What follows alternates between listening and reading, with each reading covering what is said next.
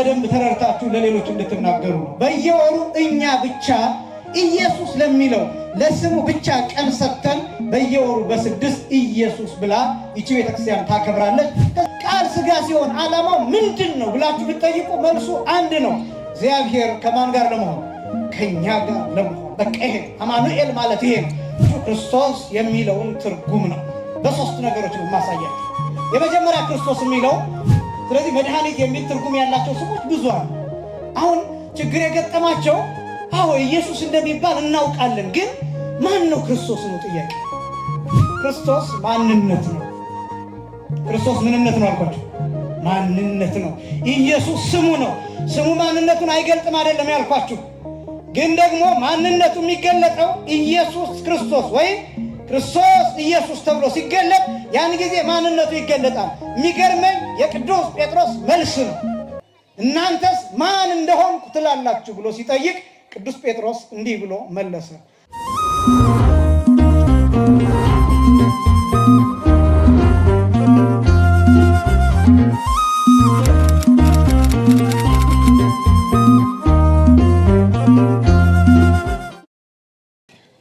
በስመ አብ ወወልድ ወመንፈስ ቅዱስ አሐዱ አምላክ አሜን።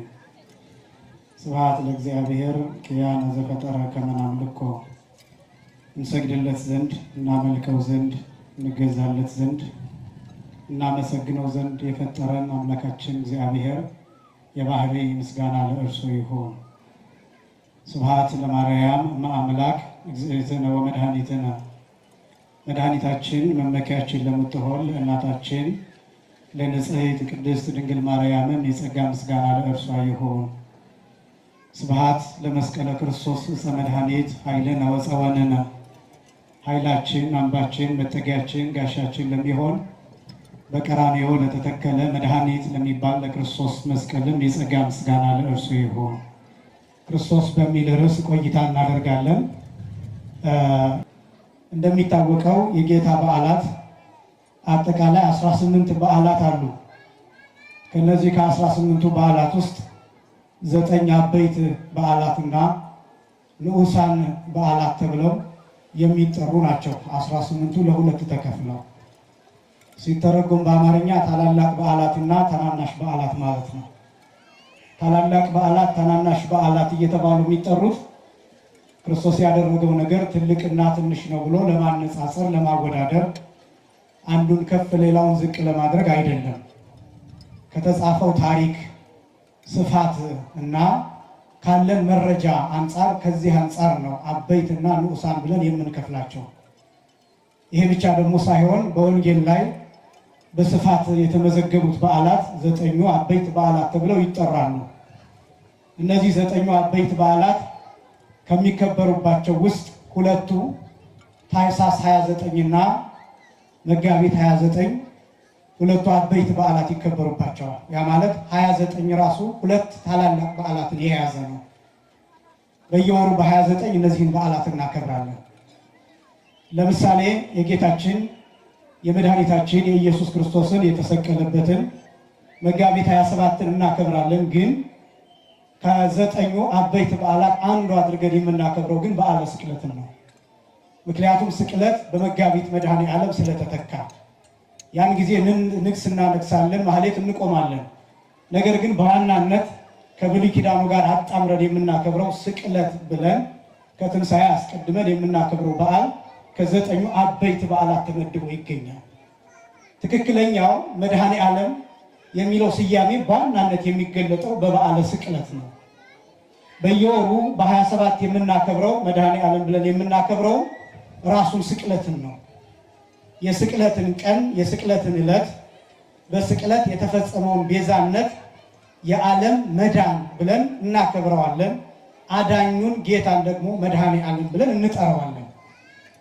በየወሩ በ6 ኢየሱስ እያል እናከብራለን። ልብ በሉ፣ ጥር 6 ቀን በየዓመቱ ኢየሱስ ተብሎ በሚጠራ አብያተ ክርስቲያናት ንግስ ይነግሳል። በነገራችን ላይ ከተለያየ ምክንያት አንጻር እንጂ በየትኛውም ቤተክርስቲያን የእመቤታችን መታሰቢያ በሆነበት ቤተክርስቲያን የቅዱስ ሚካኤል መታሰቢያ በሆነበት ቤተክርስቲያን፣ የቅድስት አርሴማ መታሰቢያ በሆነበት ቤተክርስቲያን ሁሉ የኢየሱስን በዓል ንግስ ማንገስ ይቻላል። የምንሰግደው ግቢ ውስጥ ለተተከለ ዛፍ አይደለም። የምንሰግደው ለምንቀመጥበት ጣውላ አይደለም። የምንሰግደው ወደ ቤተ ክርስቲያን ስንመጣ ላገኘነው እንጨት ሁሉ አይደለም። የምንሰግደው የጌታ ስም ለተጻፈበት ሰሌዳ ነው የምንሰግደው። ምንበረከከው፣ ምናቀርበው ምስጋና፣ ምናቀርበው መስዋዕት፣ ምናቀርበው ልመና፣ ምናቀርበው ጸሎት ሁሉ ስሙን ከበን ነው። ስሙ ባለበት ሕይወት ስላለ እርሱም ደግሞ የሰጠን ስሙን ስለሆነ ለስሙ ክብር እልል ብለን በታቦቱ ፊት እንበረከካለን። ኢየሱስ የሚለው ይህንን የሚያሳይ ይህንን እናንተ በደንብ ተረድታችሁ ለሌሎች እንድትናገሩ ነው። በየወሩ እኛ ብቻ ኢየሱስ ለሚለው ለስሙ ብቻ ቀን ሰጥተን በየወሩ በ6 ኢየሱስ ብላ ይቺ ቤተክርስቲያን ታከብራለች። ከዚያ ቀጥሎ ሌሎቹ በዓላት ይቀጥላሉ። የቅድስት አርሴማ፣ የቁስቋም በዓል፣ የሰማዕቱ የቅዱስ ጊጋር፣ የነዚህ በዓላት ሁሉ ይቀጥላል። 6 ኢየሱስ መድኃኔዓለምን አሳየኋቸው። 2ኛ ኢየሱስ፣ 3ኛ አማኑኤል ብለን በ28 እናከብራለን። እነዚህ ሁሉ ስሞቹ የተለያየ ትርጉም ስላላቸው፣ የተለያየ ትርጉም ስላችሁ የሚገልጡት አንድን እግዚአብሔር ወልድን ኢየሱስ ክርስቶስን ሆኖ ግን መገለጫው በጣም ብዙ ስለሆነ በዚህ ምክንያት የሚገለጥባቸው አገላለጦቹን ቅጽሎቹን መጽሐፍ ቅዱስ ላይ ቅዱሳት መጽሐፍት ላይ እንዴት እንደተጻፈ እያሳየን በስሙ መሰረት በዓል እናከብራለን። በ28 አማኑኤል ብለን እናከብራለን። አማኑኤል ማለት ማን ከኛ ጋር ማለት ነው? እግዚአብሔር ከኛ ጋር ማለት። ይሄ ማለት በ28 የምናከብረው በዓል ምንን የሚገልጥ ነው ቢባል እግዚአብሔር ከኛ ጋር የሆነበትን ምስጢር ልብ በሉ። እግዚአብሔር ከኛ ጋር የሆነበትን ምስጢር ብቻውን ለይተን እናከብራለን። እግዚአብሔር ከኛ ጋር በሁለት ነገሮች ይገለጣል። አንደኛ በዝምድና ከኛ ጋር መሆኑን እናሳያለን። ሁለተኛ እግዚአብሔር እኛን የትም መቼም እንዴትም እንደማይለየን ማሳየት የምንችልበት ምስጢር ነው። ምክንያቱም አማኑኤል ማለት እግዚአብሔር ከኛ ጋር ማለት ስለሆነ። በዝምድና ማለት ምን ማለት ነው ቢባል አምላክ ሰው ሆነ ተብሎ ይገለጣል። ሰው ደግሞ አምላክ ሆነ ምን ማለታችን ነው? ቃል ስጋ ሆነ። አሁን ክርስቶስ በሚለው አሳያችኋለሁ። ቃል ስጋ ሆነ። ቃል ስጋ ሲሆን ዓላማው ምንድን ነው ብላችሁ ብትጠይቁ መልሱ አንድ ነው። እግዚአብሔር ከማን ጋር ለመሆን? ከኛ ጋር ለመሆን። በቃ ይሄ አማኑኤል ማለት ይሄ ነው። ዘመድ ለመሆን፣ ወንድም ተብሎ ለመጠራት፣ አባት ተብሎ ለመጠራት፣ እናት ተብሎ ለመጠራት፣ እህት ተብሎ ለመጠራት፣ ሙሽራ ተብሎ ለመጠራት፣ እኛም ሙሽሪት ተብለን ለመጠራት ለዝምድና አማኑኤል ማለት እሱ ነው። እግዚአብሔር ከኛ ጋር ሲባል እንዴት ነው እግዚአብሔር ከኔ ጋር የሆነው ብለህ ብትጠይቅ እግዚአብሔር ወልድ አባትህ ነው። እግዚአብሔር ወልድ በለበሰው ስጋ ወንድሜ ብሎ ጠርቶሃል፣ እህቴ ብሎ ጠርቶሻል። ኢየሱስ ክርስቶስ መስቀል ላይ ተሞሽሮ ሙሽራዬ፣ ውዴ ሙሽራዬ እያለ ይጠራሻል። በዚህ ሁሉ ወንድምሽ ነው። ደግሞ ከዚህ በላይ በጣም ማድነቅ ከፈለጋችሁ ወዳጆቼ፣ ባልንጀሮቼ ብሎ ይጠራችኋል።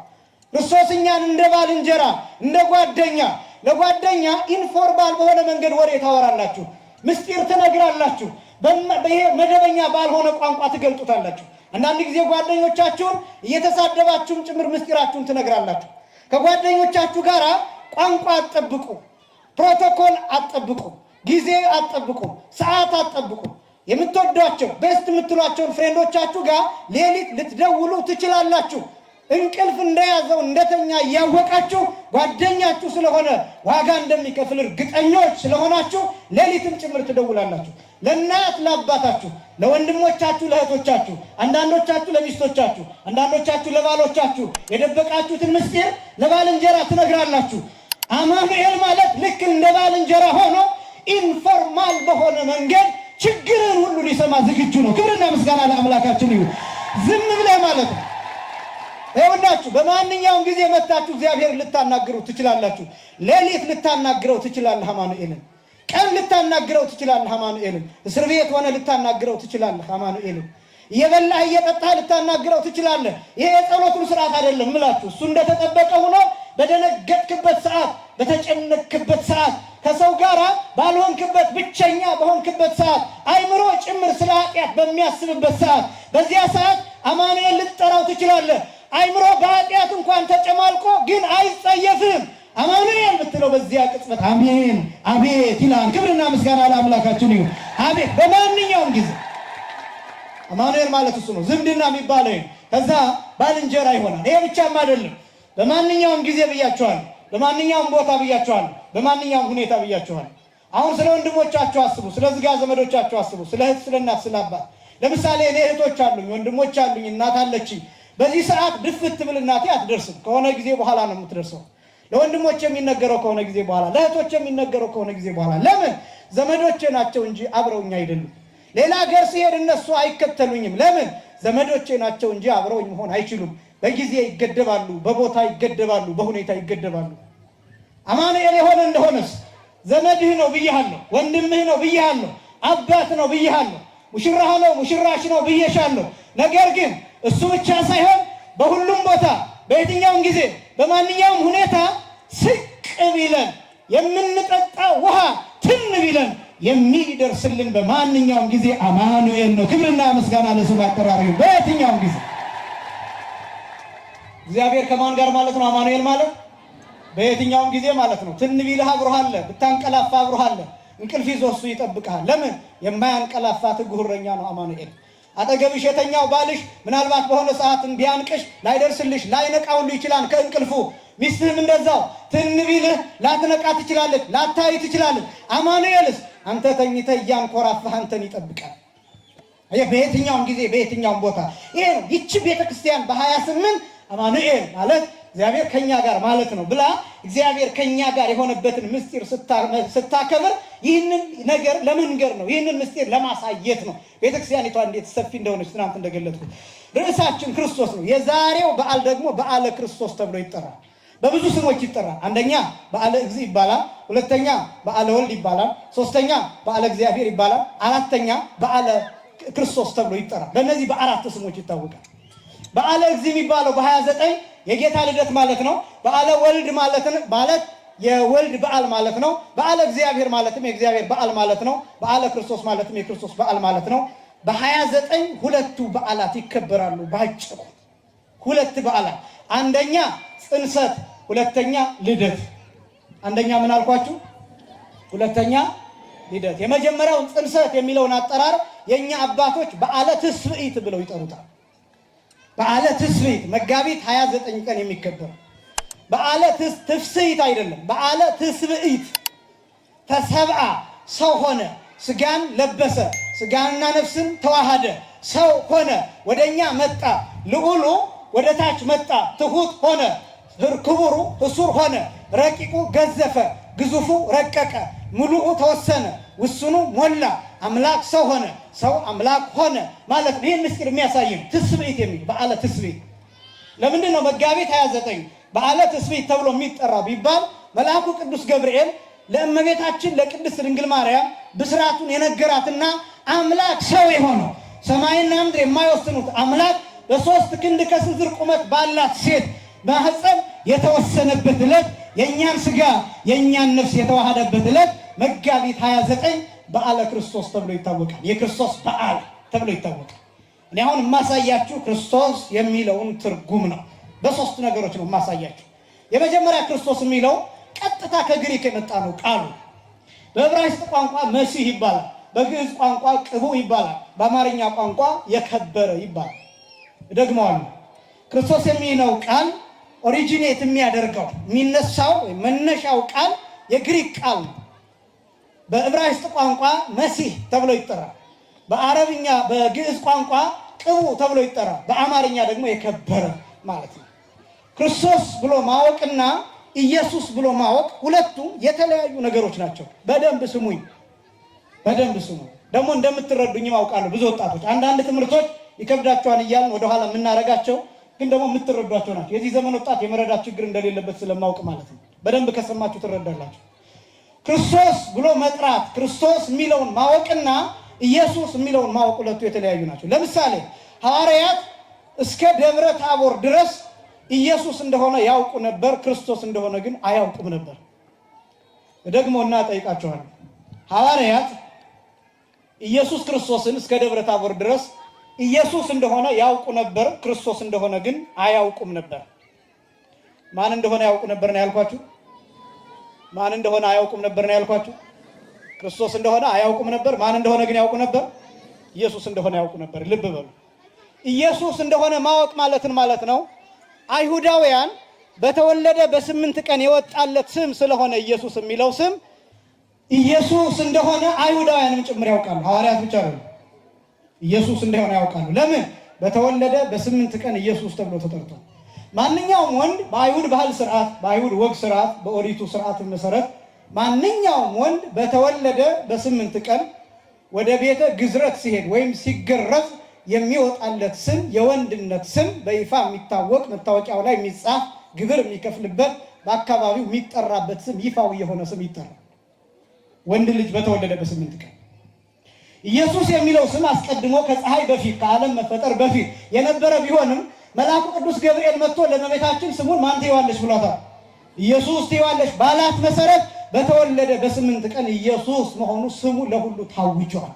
ስለዚህ ማን እንደሆነ ያውቃሉ፣ ኢየሱስ እንደሆነ ያውቃል። ግብር የከፈለበት ስም ነው። ይሄ ስም በአካባቢው የተመዘገበበት ስም ነው። ይሄ ስም በነቄሳር ጭምር የሚታወቅበት ስም ነው። ይሄ ስም በሮማውያን ነገስታት የሚታወቅበት መጠሪያ ስሙ ነው። ኢየሱስ ማለት መድኃኒት ማለት ነው። ትልቁ ችግር ምን መሰላችሁ? ኢየሱስ ማለት መድኃኒት ማለት ስለሆነ በዚህ ስምም የሚጠሩ በተመሳሳይ ስም ሌሎች ስለነበሩ ኢየሱስ ለሚለው ስም ትኩረት የሰጠው ማንም አልነበር። ኢያሱ ማለት መድኃኒት ማለት ነው። ኢሳይያስ ማለትም መድኃኒት ማለት ነው። ኢዮስያስ ማለት መድኃኒት ማለት ነው። ሆሴዕ ማለት መድኃኒት ማለት ነው።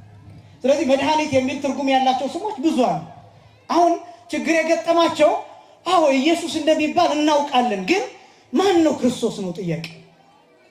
ማን ነው መሲህ? ክርስቶስ ማለት ነፃ የሚያወጣ ነው። ክርስቶስ ማለት የከበረ ነው። ክርስቶስ ማለት ንጉሥ ነው። ክርስቶስ ማለት ነብይነት ያለው ነው። ክርስቶስ ማለት ካህን የሆነ ነው። ክርስቶስ ማለት ሁሉን የሚያውቅ ነው በአይሁዳውያን ትውፊት መሰረት። ስለዚህ እርሱ ክርስቶስ ሊሆን ይችላል ወይ ነው ጥያቄ። እንዲያውም በአንድ ስፍራ እንዲህ ታገኛላችሁ። የዮሐንስ ወንጌል ምዕራፍ 10 ቁጥር 24 ላይ ክርስቶስን ከበው አንድ ጥያቄ ጠይቀውታል። ንግረነ ከመ አንተ ውእቱ ክርስቶስ እስከ ማእዜኑ ታመነድበነ ነፍሰነ፣ እስከ መቼ ድረስ ነፍሳችንን ታስጨንቃታለህ? አንተ ክርስቶስ እንደሆንክ ንገረን። ማን እንደሆንክ ንገረን? ክርስቶስ። ኢየሱስ አይደለም ያሉት። ኢየሱስ እንደሆንክ አይደለም ንገረን ያሉት። ለምን? ኢየሱስ እንደሆነ ያውቃሉ። ኢየሱስ ተብሎ እንደሚጠራ ያውቃሉ። ክርስቶስ እንደሆነ ግን አያውቁም። መሲህ እንደሆነ አያውቁም። ክቡር እንደሆነ አያውቁም። ንጉሥ እንደሆነ አያውቁም። የካህናቱ አለቃ እንደሆነ አያውቁም። መስቀል ላይ ተሰቅሎ ዓለምን የሚያድን እንደሆነ ቤዛ የሚሆን እንደሆነ የእግዚአብሔር ልጅ እግዚአብሔር አምላክ እንደሆነ አያውቁም። ኢየሱስ እንደሆነ ያውቃሉ። ክርስቶስ እንደሆነ ግን አያውቁም ነበር። ዛሬ ከብዙዎች ጋር የምንለያየው በዚህ ነው። እኛ ስንጠራው ኢየሱስ ብሎ ብቻ አይደለም የምንጠራው። ኢየሱስ ብሎ መጥራት ኃጢአት ነው እያልኳቸው አይደለም። ኢየሱስ ብሎ መጥራት ነውር ነው እያልኳቸው አይደለም። አይጠራምም እያልኳቸው አይደለም። ግን ስንጠራው ኢየሱስ ክርስቶስ ወይም ክርስቶስ ኢየሱስ ብለን እንጠራዋለን። ለምን? ንጉሥ ክርስቶስ ማለታችን ነው። አምላክ ኢየሱስ ማለታችን ነው። ሊቀ ካህናት ኢየሱስ፣ መስዋዕት የሆነ ኢየሱስ ማለታችን ነው። አዳኝ፣ ዘላለማዊ አምላክ፣ የባህርይ አምላክ፣ የእግዚአብሔር ልጅ ክርስቶስ ንጉሥ ማለታችን ነው። ኢየሱስ ክርስቶስ ብለን ስንጠራ ይህንን መጥቀሳችን ነው። ሌሎቹስ ኢየሱስ ብለው ስለጠሩ ብቻ የሚያውቁት ይመስላቸዋል ብዙዎቹ። ሐዋርያት ኢየሱስ እንደሆነ ያውቁ ነበር፣ ክርስቶስ እንደሆነ ግን አያውቁም ነበር። ልምጣላችሁ። የማቴዎስ ወንጌል ምዕራፍ 16 ከቁጥር 13 ጀምሮ ራሱ ጌታ የጠየቃቸው ጥያቄ አለ። መነ ይብለኒ ሰብ፣ ሰዎች ማን ይሉኛል ብሎ ይጠይቃቸዋል። ሰዎች ስለኔ ምን ይላሉ? ማን ነው ይላሉ። ልብ በሉ፣ ጥያቄው የማንነት ጥያቄ ነው። ማን ነው ይላሉ። ስሙን አይደለም የጠየቃቸው፣ ማን ነው ይላሉ። ተአምራት ያደርጋል፣ ወያን ይፈውሳል፣ ሙታንን ያስነሳል፣ ለምጻምን ያነጻል፣ በደብረ ዘይት ተራራ ድንጋይ ተንተርሶ ይተኛል፣ ያለ ጫማ ይጓዛል፣ መቀየሪያ ልብስ የለውም። ስለዚህ ኢየሱስ እንደሆነ ያውቃሉ፣ ክርስቶስ እንደሆነ ግን አያውቁም። አንዳንዶቹ ይንቁታል ጭምር። እንዲያውም የሚገልጡት ሎቱ ስብሐት የጠራቢው የዮሴፍ ልጅ ነው ብለው ነው አይሁድ የሚያምኑት የነበሩ። እንዴት ከሰማይ ወረድኩ ይለናል? እንዴት ስጋዬን ብሉ ደሜን ጠጡ እንዴት ይላል? የዘላለም ሕይወት እሰጣችኋለሁ እንዴት ይለናል? ከሰማይ ወረድኩ እያለ እንዴት ይናገራል? እኛ እናውቀው የለ የጠራቢው የዮሴፍ ልጅ አይደለ ወይ? እናቱስ ማርያም አይደለች ወይ? ወንድሞቹስ እነገሌ አይደለ ወይ ብለው አይሁድ ይናገሩ የነበረበት ምክንያት ይሄ ነው። ለዚህ ነው ብዙ ሰዎች የአይሁድን ንግግር ዛሬ የሚያስተጋቡት። እመቤታችን ክብር ይግባትና 7 ልጆች አሏት ብለው በድፍረት የሚናገሩት የአይሁድን ተረፍ የሚያስኬዱ ናቸው። የአይሁድን ክፉ ቃል የሚያሰጡ፣ የአይሁድን ክፋት የሚያስቀጥሉ፣ የአይሁድን ክፉ መረዳት፣ የአይሁድን ቁንጽልነት፣ የአይሁድን የበታችነት፣ የአይሁድን ያለመስማት ባህል፣ ያለማድመጥ ባህል፣ ያለማስተዋል ባህል፣ ያንን ባህል በዚህ ዘመን የሚያስተጋቡት። ለዚህ ነው እመቤታችንን ከመጥላታቸው የተነሳ እሷን ዝቅ ያደረጉ እየመሰላቸው የሰባት ልጆች እናት ናት የሚሉት። ልብ በሉ፣ በዚህ ዘመን 7 ልጆች እንደነበሩ ቅዱስ ኤጲፋንዮስ አንክሮጦስ በሚባል መጽሐፍ ተናግሯል። እመቤታችን ቅድስት ድንግል ማርያም አይደለችም። እነዚህ 7 ልጆች ከዮሴፍ ሚስት የተወለዱ አስቀድመው የነበሩ የጌታ ወንድሞች ተብለው የሚጠሩ አብረው ስላደጉ በአንድ ቤት ስለነበሩ ብቻ በዚህ ምክንያት ብቻ ወንድሞች ተብለው የሚጠሩ። ነገር ግን እነዚህ ሰዎች የሚረዷቸው እነዚህ ወንድሞች ከእመቤታችን የተወለደች የሚመስላቸው ብዙ መጽሐፍትን ያላዩ ብዙ ቅዱሳንን ያልሰሙ የእመቤታችንን ክብር ዝቅ ያደረጉ የሚመስላቸው ቀጥታ ይሄን የአይሁድን ንግግር የወሰዱ ናቸው። ሎቱ ስብሐት። እመቤታችን አንድ ነገር ተናግራለች። ዮሴፍን ስትገልጠው እኔና አባትህ ብላ ተናግራ ታውቃለች። እመቤታችን ጌታን ባገኘችው ጊዜ በሉቃስ ወንጌል ምዕራፍ 2 ቁጥር 49 ላይ 3 ቀን ጠፍቶባቸው ወደ ኢየሩሳሌም ተመልሰው በምኩራቡ አገኙት በመቅደሱ መካከል እና እመቤታችን ልጄ ሆይ እኔና አባትህ ስንፈልግህ ወዴት ነበር? ለምን እንዲህ አደረከን? ብላ ተናገረች ይላል። እኔና ምንህ ነው ያለችው? አባትህ ያለችው ማንን ነው ብያቸዋለሁ? ዮሴፍን ነው። ዮሴፍን አባትህ ብላ መጥራቷ ታዲያ ክርስቶስን አሁን ሌሎችን ሂዳችሁ ብትጠይቋቸው ዮሴፍ የሥጋ አባቱ ነው እንዴ? ለጌታ የሥጋ አባቱ ነው አይደለም። ልብ በሉ፣ እኔና አባትህ ብላ ነው የምትጠራው ራሷ እመቤታችን። አያችሁ፣ ይችን ያልፏታል። ሌላኛውን ግን እንደሚመቻቸው አድርገው ይተረጉሙታል። የአይሁድን ትርፍ ንግግር የሚያስኬዱ ሰዎች አላወቁትም ክርስቶስ እንደሆነ ኢየሱስ እንደሆነ ግን ያውቁ ነበር። እና ማን ይሉኛል ብሎ ጠየቃቸው። አንዳንዶቹ ከነቢያት አንዱ ነው ይሉሃል፣ ኤርምያስ ነው ይሉሃል፣ ኤልያስ ነው ይሉሃል፣ ዮሐንስ ነው ይሉሃል፣ የመሳሰሉትን ጠቀሱ። ከዛ ራሳቸው ሐዋርያትን ጠየቃቸው። እናንተስ ማን ትሉኛላችሁ? መነት ብሉን ይከውኝ እኔ ማን እንደሆንኩ ትላላችሁ አላቸው። ጥያቄው የማንነት ጥያቄ። ለምሳሌ እኔ ነቃ ጥበብ እባላለሁ። አሁን ሁላችሁም ዛሬ ያስተማረው ማን ነው ብትባሉ ስሜ ያልከበዳችሁ ሰዎች መምህር ነቃ ጥበብ ብላችሁ ልትናገሩ ትችላላችሁ። ስለ ነቃ ጥበብ ስለሚባል ሰው ስለ ማንነት መናገር አትችሉም። ምክንያቱም አታውቁኝ። ምን አይነት ጠባይ ያለኝ አታውቁም። ምን አይነት ጠባይ ያለኝ፣ የት ነው የተወለድኩት፣ እንዴት ነው ያደግኩት፣ ይሄን አታውቁም ካልነገርኳችሁ በስተቀር። አያችሁ፣ ማንነትን ማወቅና ስምን ማወቅ የተለያዩ ነገሮች ናቸው። ክርስቶስ ማንነት ነው። ክርስቶስ ምንነት ነው አልኳችሁ? ማንነት ነው። ኢየሱስ ስሙ ነው። ስሙ ማንነቱን አይገልጥም አይደለም ያልኳችሁ። ግን ደግሞ ማንነቱ የሚገለጠው ኢየሱስ ክርስቶስ ወይም ክርስቶስ ኢየሱስ ተብሎ ሲገለጥ ያን ጊዜ ማንነቱ ይገለጣል። የሚገርመኝ የቅዱስ ጴጥሮስ መልስ ነው። እናንተስ ማን እንደሆንኩ ትላላችሁ ብሎ ሲጠይቅ ቅዱስ ጴጥሮስ እንዲህ ብሎ መለሰ፣ አንተ ውእቱ ክርስቶስ ወልደ እግዚአብሔር ሕያው። እዚህ ላይ ኢየሱስ የሚል አታገኙም። ኢየሱስ የሚል ቃል አታገኙም። በደንብ በጥንቃቄ ስሙኝ። ኢየሱስ የሚል ስም እንዳትጠሩ አይደለም እያልኳችሁ ያለው። ኢየሱስ ማለት ብቻውን መጥራት ይሄ ትክክል አይደለም እያልኳችሁም አይደለም። በደንብ እንዲገባችሁ እንድትረዱት ነው። ቅዱስ ጴጥሮስ የመለሰው አንተ ኢየሱስ ክርስቶስ ብሎ አይደለም የጠራው። አንተ የሕያው እግዚአብሔር ልጅ ማነህ ነው ያለው? ክርስቶስ ነው የሚል መልስ ነው የመለሰው። ደግሞ ሌላው ደግሞ በጣም የሚደንቀኝስ ከዛ ክርስቶስ የመለሰለት መልስ ነው። ምን አለው? ኢከሰተ ለከ ዘሥጋ ወደም አላ አቡየ ሰማያዊ ከሰተ ለከ። የገለጠልህ ስጋዊ ደማዊ ምድራዊ አይደለም፣ የሰማዩ አባቴ ገለጠልህ እንጂ። የትኛው? ክርስቶስ የሚለው ክርስቶስ የሚለው የሚገልጠው ሰማያዊ አባት ብቻ ነው። ይሄን ስም አብ ነው የገለጠው። ይሄን እንዴት ብሎ? በዮርዳኖስ በ30 ዘመኑ በተጠመቀ ጊዜ ይህ የምወደው ምኔ ነው ብሎ ልጄ ነው ብሎ የገለጠው። ክብርና ምስጋና ለስም አጠራሪው ልጄ ብሎ የገለጠው። አያችሁ፣ ክርስቶስ ማለት ልጄ ብሎ የገለጠው ቃል ከስጋ ጋር ሲዋሃድ የወጣ ስም። እርገት በሁለት ይተረጎማል። ይህንን እንዳላከብድባችሁ እፈራለሁ፣ መስማት ግን አለባችሁ። እርገት ሲነገር በሁለት ነው የሚነገረው። እርገተ ስጋ የሚባልና እርገተ ቃል የሚባል። የስጋ እርገትና የቃል እርገት የሚባላል። የስጋ እርገት የሚባለው አምላክ ሰው በሆነበት ቅጽበት ቃል ስጋን ነፍስን ከእመቤታችን ማህፀን ነስቶ በተዋሃደበት ቅጽበት እኛ ልንለካው ልንገልጠው በማንችልበት ቅጽበት ስጋ የባህሪ አምላክ ይሆናል። ያ ነው እርገተ ስጋ የሚባል፣ የስጋ እርገት የሚባል። አምላክ ሰው ሲሆን ቃል ስጋ ሲሆን ወይም አካላዊ ቃል ከሰማይ ወርዶ በድንግል ማርያም ማህፀን ከስጋዋ ስጋ ከነፍሷ ነፍስን ነስቶ በተዋሃደበት ቅጽበት ክርስቶስ ይባላል። ክርስቶስ ተብሎ የተጠራበት ቅጽበት ስጋ አምላክ የሆነበት ቅጽበት ነው። ስጋ ምን የሆነበት አልኳችሁ? አምላክ የሆነበት ስጋ የእግዚአብሔር ልጅ የተባለበት ቅጽበት ነው። ያን ጊዜ ድል ገጥሟችሁ ቀና ብላችሁ ተገልጦላችሁ ብታዩ ምን እንደምትመለከቱ ልንገራችሁ።